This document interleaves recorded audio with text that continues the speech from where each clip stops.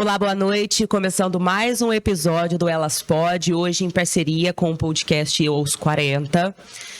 Hoje a gente se uniu por um propósito maior.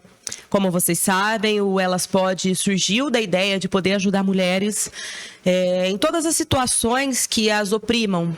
E junto com o Michel, a gente recebeu uma mulher que disse querer contar a sua história, contar o que ela viveu. Hoje ela conseguiu se libertar, mas a história é uma história muito triste de violência doméstica. A gente vai chamar ela de Joana, por motivos óbvios, né? Para poder preservar a identidade dela. E a gente vai bater um papo aqui com ela hoje e ela vai contar toda essa história, né, Michel? Exatamente. Antes de tudo, cumprimentar vocês que acompanham o nosso podcast, agradecer às empresas que apoiam o nosso projeto e sempre, a gente fala sempre nos episódios, se você tem uma empresa, um pequeno comércio, grande, médio, enfim, não importa, quer ver se a sua logomarca aqui, fala com a gente. Bom, é um assunto muito delicado, né, Carol? A gente sabe, a gente até uniu os dois podcasts para trazer essa denúncia. Aliás, a gente não pode tratar nem como denúncia, a gente é mais um desabafo dessa mulher, e a intenção é para quem passa por isso, que a gente vai apresentar aqui, que tenha coragem, que denuncie. Exatamente, é até um projeto que eu e o Michel tem criado para que outras mulheres ganhem voz e possam denunciar, possam contar com a gente, que em briga de marido e mulher, se mete a colher, sim. E é isso que a gente está fazendo, né? Ajudando para que outras mulheres também possam falar. E é exatamente isso que a Joana está fazendo aqui hoje. Falando para encorajar você, que às vezes está assistindo, não consegue, fica com medo. Você pode contar com a gente, você pode contar com a polícia. E a gente vai começar essa história da Joana. Exatamente, e só vale ressaltar que a gente vai manter a identidade. Joana é um nome fictício. A gente também vai preservar a imagem dessa pessoa, até a título de não querer prejudicar ou expor ainda mais. E lembrando a você que se você passa por isso, você sabe que você pode contar tanto com o podcast Os 40 quanto o podcast Elas Pod, né, Carol? É isso mesmo. E a gente começa perguntando para Joana. Joana, primeiramente, seja muito bem-vinda. Muito obrigada por vir até a gente, por se prontificar a falar a sua história, a expor a sua história. Eu imagino que deva ser muito difícil, que deva trazer várias dores você falar sobre isso, né? Mas sei que também é muito importante para que outras mulheres se sintam motivadas e entendam que elas não estão sozinhas. A primeira pergunta que eu te faço, Joana, quando você percebeu, dentro desse relacionamento, indícios de que havia violência doméstica? Logo que eu casei, né, isso há mais de 20 anos atrás, eu ficava em casa, né, eu não trabalhava no momento, e ele escondia dinheiro de mim. Então, muitas vezes, eu não tinha dinheiro nem para o pão, né? Ele comprava as coisas no mercado e levava para casa. E eu era obrigada a se virar com o que ele levava, né? Então, assim, eu não tinha vontades. E sempre que eu pensava em trabalhar, ele dava um jeitinho de falar que eu tinha que ficar com os filhos, que eu tinha que tomar conta da casa, da família. E nunca me dava, assim, um dinheiro para eu poder comprar uma blusa, para eu comprar alguma coisa para os filhos. Era sempre ele que tomava a decisão. Começa com um controle financeiro, né, Joana? Eu falo, aparentemente, vai controlando financeiramente, porque a mulher, ela perde essa independência de ir e vir, né? Sim, e eu fiquei assim, o dia que eu vi que realmente eu estava nas mãos dele, foi quando eu limpando casa, porque era a única coisa que eu fazia, né? E eu encontrei nas coisas íntimas dele um bom tanto de dinheiro. Então, ele escondia mesmo de mim. E com isso, foi passando-se os anos, né? E eu percebendo cada vez mais aquela dependência minha totalmente financeira. E os anos foram se passando e eu com medo de falar, de sair da relação, né? Medo de perder, de não conseguir trabalho, de não conseguir manter meu filho. E fui continuando nesse ciclo vicioso, né? É um autoconvencimento de que é assim mesmo, né? De que a vida é assim mesmo. Eu falo ainda mais por uma cultura machista que a gente tem, de que o homem é assim mesmo, acontece.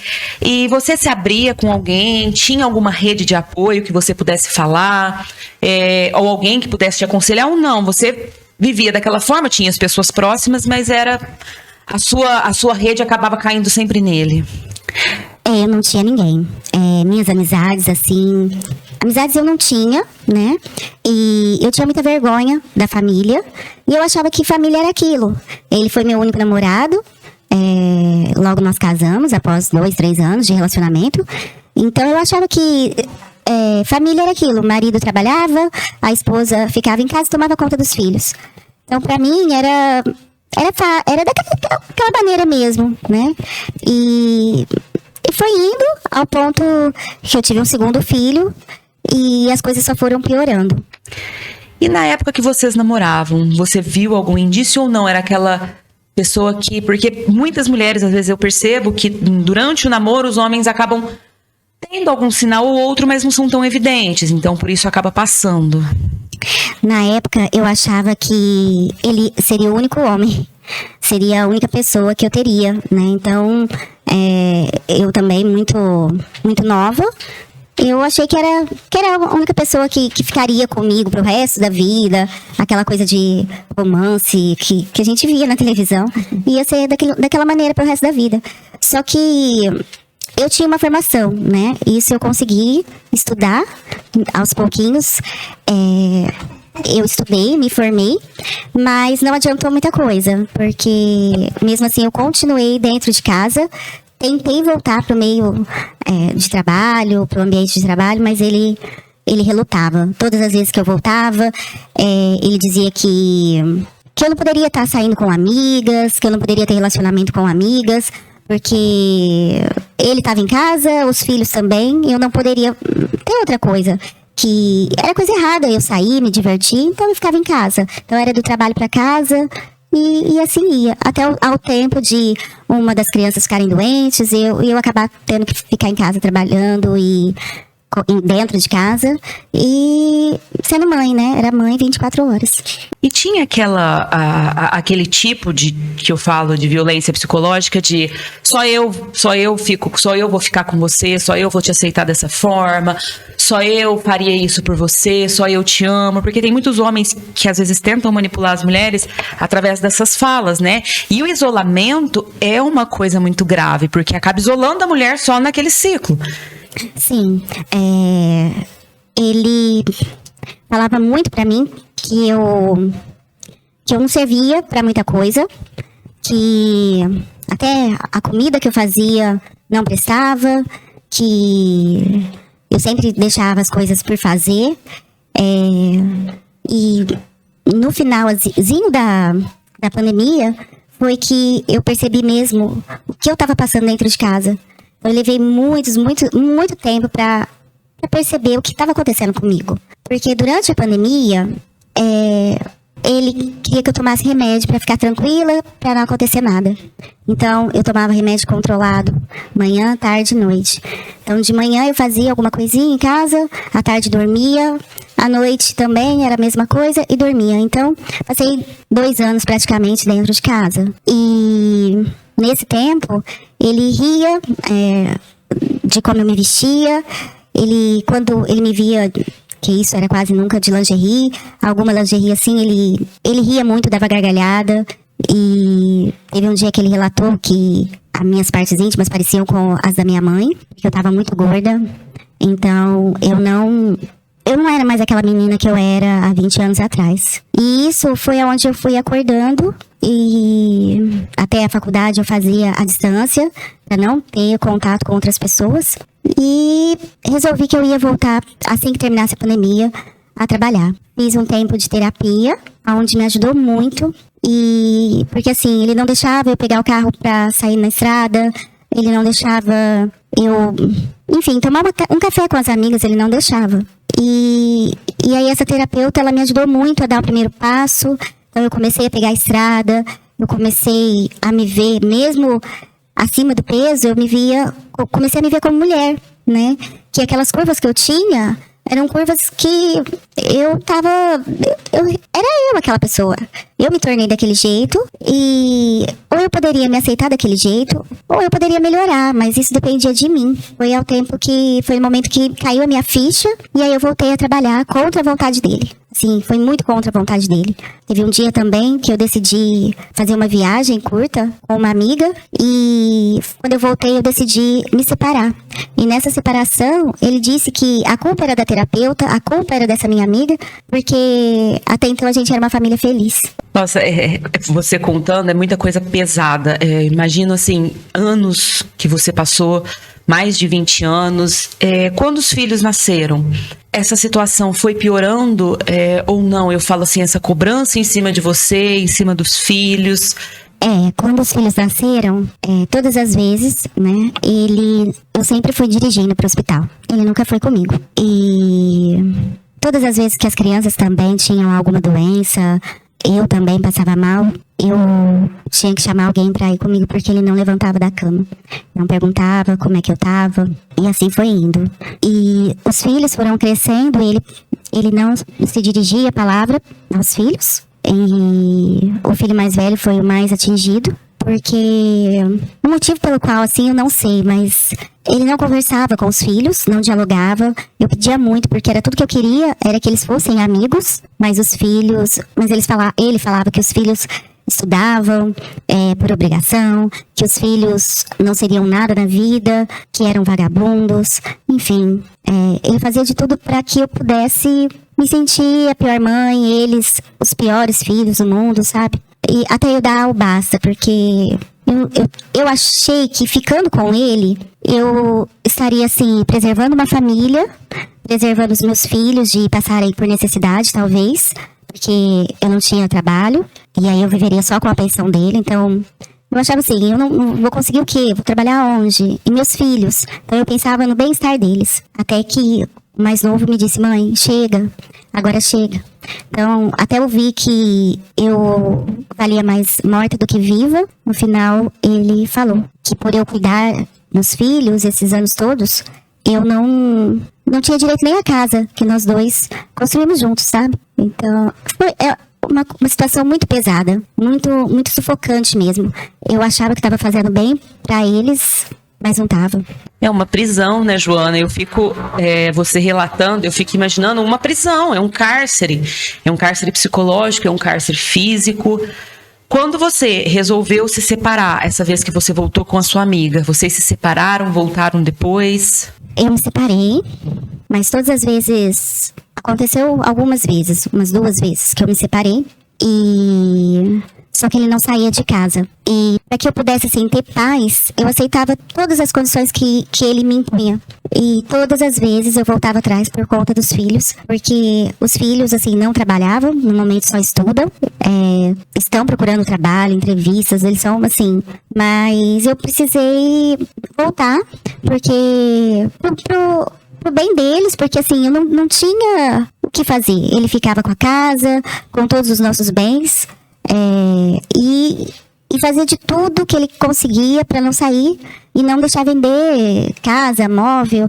Então, eu me via perdida todas as vezes por conta dos meninos. É um perfil, você contando, muito manipulador, né? Manipulando você, os filhos.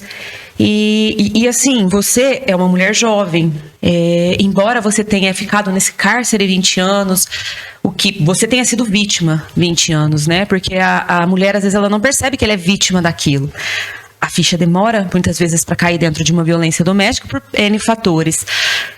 Hoje você se sente, de alguma forma, livre? O mais, assim, o que me fez até procurar vocês foi... por conta dessa decisão que eu tomei. Eu resolvi denunciar. E eu acho muito importante porque a gente pensa que a violência doméstica acontece só quando o marido bate. E não é. A violência doméstica, eu acho que a pior que tem é a violência psicológica. Porque é onde a gente aguenta, a gente escuta, a gente guarda pra gente. Os filhos adoecem também. Eu hoje, infelizmente, tomo remédio controlado por conta de toda essa situação. E tô conseguindo parar aos poucos, graças a Deus tô parando, mas é complicado esse processo. Foi muito complicado eu dar o primeiro passo, porque chegar numa delegacia, eu não sabia se daí pra frente ele poderia me ameaçar, poderia realmente, na verdade ele já me ameaçava com palavras, me ameaçou de morte. Chegou já a ter violência física? Não, física não. Mas nesses 20 anos teve a violência psicológica? Psicológica todos os dias. Eu acho que eu nunca... eu não lembro de um dia que ele tenha falado comigo de forma carinhosa. Eu não me recordo, nem comigo, nem com os filhos. E quando eu fui fazer essa denúncia, eu achei que eu estaria sozinha, que ninguém fosse me acolher, né?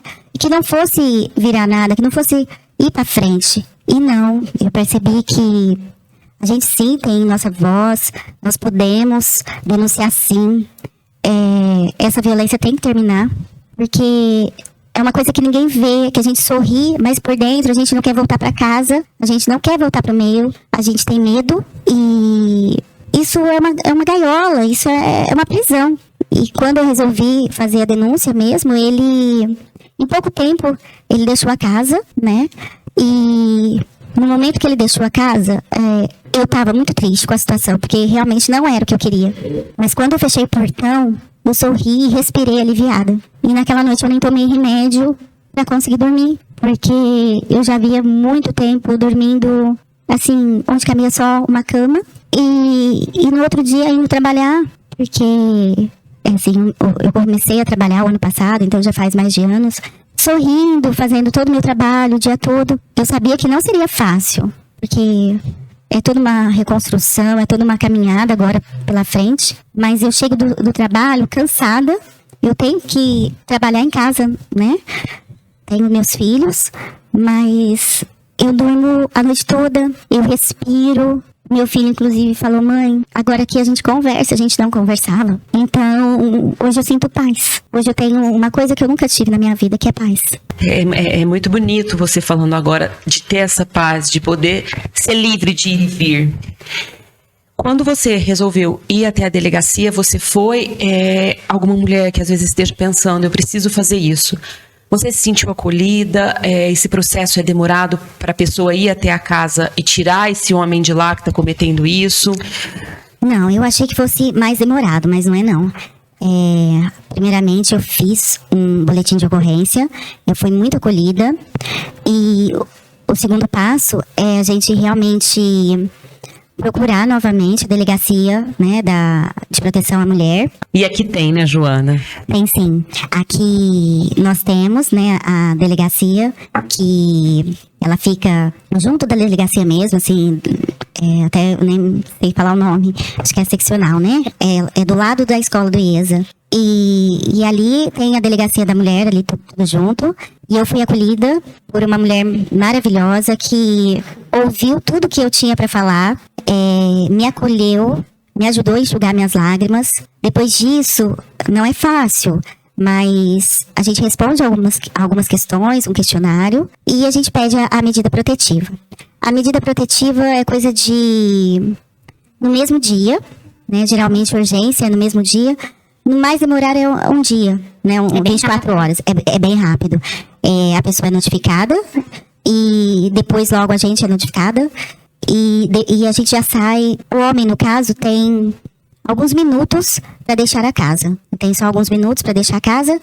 E se não deixar, aí é acionada a polícia. Nós ficamos, assim, protegidas de fato. Na primeira semana eu fiquei com um pouco de medo, não vou mentir, mas não aconteceu nada. Eu estava muito bem assistida, fui bem assistida mesmo por eles. Eles me ligaram novamente durante a semana, perguntando como eu estava. E qualquer coisa, qualquer movimento, se eu tiver em algum local que ele chegar, né, ou eu chegar no local, ele tem que sair imediatamente. São 500 metros, né, de distância da minha pessoa. E esse homem, depois que você foi até a delegacia, ele tem te deixado em paz, Joana? Olha, ele sim. Porém, ele procurou, né, um advogado, que ele tem direito também. E esse advogado tentou me constranger, né? Aí, imediatamente, eu também já tinha uma advogada. E agora a conversa é entre os dois, tanto a minha advogada quanto o advogado dele. Então a gente não tem conversa mais, a gente não se vê e nem telefone. Família também é uma coisa bem importante, porque eu não sabia até então. Ele não pode ter contato nenhum com nenhum parente meu. Com a minha família, ele não pode ter contato. Então isso me ajudou bastante, porque o ano passado a gente se separou e até a minha mãe, ele ameaçou, né? E ela idosa, né? E ele ameaçou a minha mãe. Então hoje ele não pode ligar, mandar mensagem, nada pra ninguém. Se isso acontece, acione a polícia vai atrás dele, né? A polícia vai, né? E aí não tem conversa. Ele seria preso em flagrante. E, Joana, uma outra coisa. Quando você nos procurou para contar a sua história, como eu disse, você é uma mulher jovem, tem a vida inteira pela frente. E você me falou que conversando com uma outra mulher, que era mais velha e tal, e que não consegue sair de um relacionamento, isso te tocou muito, porque você conversando comigo, você falou, nossa, eu ainda, não que ela não possa, mas assim, quanto tempo mais ela está, né? Eu estava em um determinado local e comecei a ouvir aquela situação que ela só chorava, me relatou que poderia ter tomado naquela semana remédio com veneno de rato, porque o atual marido, trai ela pega conversas no celular, só que ela disse que não vive sem ele, porque ela não trabalha, a única renda é dele, e ele ameaça ela. Então, assim, aquilo me deu mais forças para eu poder vir contar a minha história. Porque eu tenho certeza que outras mulheres estão passando por isso, né? E vão continuar passando até darem, assim, seu grito, né? E de liberdade. E realmente perceberem que nós não estamos sozinhas, né? Tem milhares de Joanas por aí, né? Que 20, 30 anos e que se acham assim, não preciso me cuidar porque ele não liga pra mim, porque ele precisa de mim pra cozinhar, pra ter uma família, mas não é bem por aí, né? A gente tem uma vida também, então assim, hoje eu me vejo como mulher, hoje eu me vejo como uma pessoa que posso sim trabalhar, ter a minha vida, ser independente e lutar contra essas cicatrizes que ficaram em mim, que estão em mim, né? Mas que eu tenho certeza que vão virar cicatrizes mesmo e não vão mais me abalar do tanto que me abalaram. Então, assim, essa mulher me tocou bastante, porque quantas pessoas às vezes se matam ou acabam com a saúde por conta de não saberem, né, que o tanto que a gente pode, que a gente consegue hoje, que tem recursos, né? Que vai ter alguém pra ajudar, né, Joana? Muitas, eu percebo que às vezes sentem-se sozinhas. E era até sobre isso que eu gostaria que você falasse, que tem jeito, que elas vão ser atendidas, para elas denunciarem e ir atrás de ajuda. Não esperar chegar ao pior, tem algumas que até morrem dentro desses relacionamentos, né? Mas assim, para procurar ajuda. Eu acredito que você tenha pensado em algum momento da vida que era isso, a vida, e hoje você pode falar, não, a vida não é isso, a vida é mais do que isso. Eu acho que tem muitas mulheres que apanham, né? Assim, tem a violência realmente. A minha foi a psicológica, que senti muito, né? E tem mulheres que passam por essa violência, mas tem algumas que apanham, né? Que os maridos, enfim, torturam, né? Eu passei por algumas torturas psicológicas também, mas que tem jeito, que tudo tem jeito. A princípio não vai ser fácil, né? Dar o primeiro passo é importante. O primeiro passo a gente vai se sentir acolhida, né? Vai ter algum receio? Vai, mas nós vamos se sentir acolhidas e uma vai estar apoiando a outra, né? Então, é importante a gente denunciar, é importante a gente tomar coragem, é importante a gente conversar com outras mulheres, porque nós não estamos sozinhas. Essas pessoas acham que estão. Eu achei que eu estava sozinha durante mais de 20 anos, né? Achava que a minha vida era fazer o básico, né? Ser dona de casa, não ser respeitada, porque eu não era respeitada. E eu me sentia assim, um lixo, como mulher, como esposa e até mesmo como mãe. Então, eu acho que isso não, né? Eu acho que a gente tem que dar um basta e não, nós podemos sim. Isso, Joana, eu agradeço você ter vindo falar da sua história, porque é um grito de liberdade e um incentivo para que outras mulheres também façam isso. A vítima nunca é culpada, porque infelizmente ainda existe uma cultura de culpabilização da vítima dentro da vítima mulher, dentro de qualquer violência em que ela se enquadre. E eu queria, se você tiver mais alguma coisa, mais algum relato que você gostaria de deixar, para você ficar à vontade. Assim, eu tive alguns problemas, né, durante esse relacionamento com os nossos filhos também. Eles eram muito ameaçados pelo pai. O pai os constrangia bastante. Ele xingava os filhos que não prestavam, que não iriam virar nada na vida, que eram vagabundos e outras palavras assim horrorosas até. E algumas vezes eles mesmos me questionavam: mãe, mas você não vai tomar uma providência? Você não vai falar nada? Né? Parece que você fica a favor do meu pai. Mas eu queria paz, eu não queria briga, eu não queria que os vizinhos ouvissem, eu não queria ser uma pessoa que... Ele me colocou num local que eu achei que eu pudesse ser sozinha a vida inteira, morrer sozinha, não ter, assim, uma amizade, uma colega de trabalho, que eu não poderia passear, eu não seria capaz de nada na vida, né? E nem, talvez, eu conseguisse, né, dar esse passo. Então, foi uma tortura mesmo. Então, muitas vezes, eu pensei em desistir da minha vida, sabe? Eu pensei em desistir, eu achei que se eu tomasse remédio no outro dia ia estar melhor. E isso foi fazendo com que os anos fossem se passando, né? Mas nunca é tarde pra gente tomar essa atitude, pra gente perceber que a gente, antes da gente casar, antes da gente morar com essas pessoas, nós somos mulheres, né? E as mulheres, hoje em dia, ou sempre, elas podem ser o que quiserem, elas podem fazer tanto quanto o homem. Das suas vidas, elas podem ter seu dinheiro, passear, se divertir, independente se vão casar novamente ou não, né? Elas têm que ter uma vida tranquila, né? Uma vida em paz. E essa paz que eu gostaria que outras mulheres sentissem, é a paz que eu estou sentindo hoje, né? Então, que remédio não, ficar com medo de marido também chega. Não vai ser fácil, mas a gente consegue. E você falou uma coisa, eu fiquei pensando, né? Você era prisioneira dentro da sua casa, prisioneira ali naquele espaço. E todas as coisas que você falou, que você pensava que não podia, são coisas básicas, que é ter uma amizade, sair com uma amiga, trabalhar, estudar. E isso é muito cruel. É muito cruel essa prisão que colocam para a mulher, né? Que esses homens fazem com as mulheres. Porque, como você disse, as mulheres podem tudo, elas podem fazer o que elas quiserem. Eu até brinco, às vezes, com meninas mais novas e falo: não acreditem em contos de fadas. Porque todo homem sempre vai ter, né? A gente sabe que existem homens e homens, mas não acreditem. Porque isso pode vir cheio de expectativas que não vão se cumprir. Sim, e eu acreditei sim em conto de fadas, queria ter uma família que eu falo, família margarina, né? Mas eu posso ter essa família com os meus filhos, ou sozinha, né?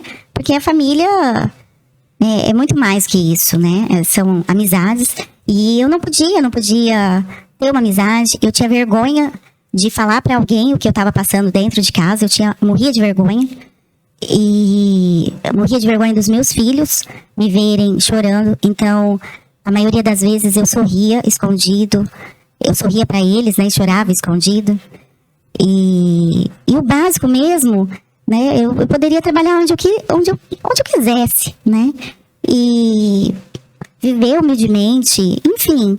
Mas ter um relacionamento saudável comigo mesma, sabe? Chegar em casa e dormir por cansaço. Tomar um refrigerante numa pracinha sem ter horário para chegar. Não que... Eu me recordei agora de uma situação que ele tinha um horário para chegar pro almoço. E tinha que estar a comida pronta, mas não poderia estar muito quente. E se eu atrasasse, era motivo de xingar, era motivo de falar coisas horrorosas, né? Então, assim... hoje eu consigo fazer comida em 20 minutos, está pronto o almoço. Só que eu fiquei tão refém dessa situação que às vezes para as pessoas é uma coisa tão boba, tão simples. Mas quando eu me separei dele, davam 11 horas. Eu ficava perdida, eu não sabia o que fazer, porque eu sabia que tinha que estar pronta alguma coisa. Demorou para eu perceber que era o almoço dele que tinha que estar pronto, para que ele chegasse e comesse. Algumas vezes eu não estava com fome, mas eu tinha que comer no horário que ele estava ali.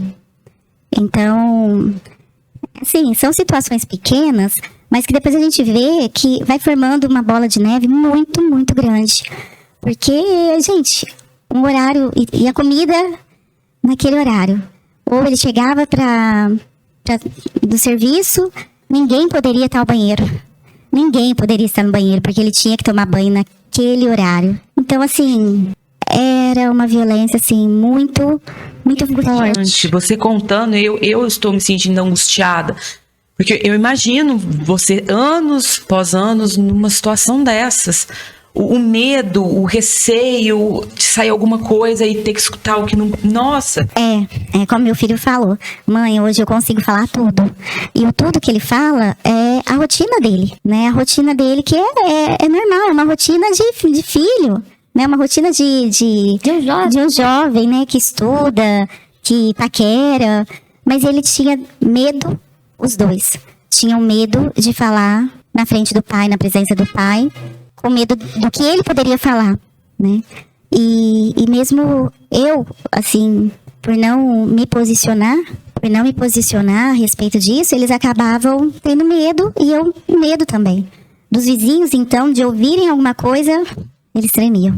Nossa, eu fico muito feliz pela sua coragem, fico muito feliz de você ter vindo falar, contar a sua história. São coisas assim, a gente fica pensando, por que as outras pessoas não percebem? E muitas vezes as mulheres ficam caladas e as pessoas não percebem, ou se percebem, às vezes deixam pra lá, enfim, continuam seguindo suas vidas. Por isso que é tão importante buscar ajuda, pedir ajuda. Você foi uma vítima por tantos anos, e pode ajudar alguma mulher a ir até a delegacia. A gente até falou onde fica, para poder denunciar. Tira esses homens, assim, tirem, joga eles fora, põe eles pra lá, porque não servem pra nada. A não ser pra sugar, eu falo, as forças dessas mulheres, matar elas aos poucos. Aos poucos. Porque muitas mulheres, né, são vítimas, realmente, eles matam, né, a sangue frio, coisas horrorosas. Mas se aos pouquinhos, morrer aos pouquinhos, é muito difícil, porque depois a gente tem que catar caquinho por caquinho, a gente tem que se levantar. E são coisas, assim, diárias que a gente acha, não, isso é porque é homem, né? Então, isso é normal, né?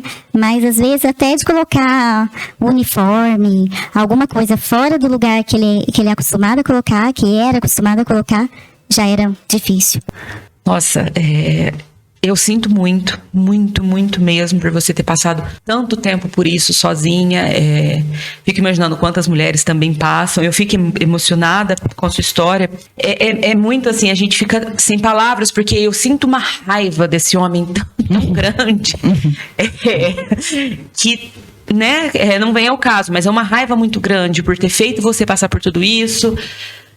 Por muitas vezes ter te feito sentir culpada, e você hoje tenho certeza que sabe que você nunca teve culpa de nada, que eu acho que é super importante. Muitas vezes a mulher se sente culpada, né? Ela é agredida, ela é a vítima e ela acaba se culpabilizando por algo que é culpa só dele.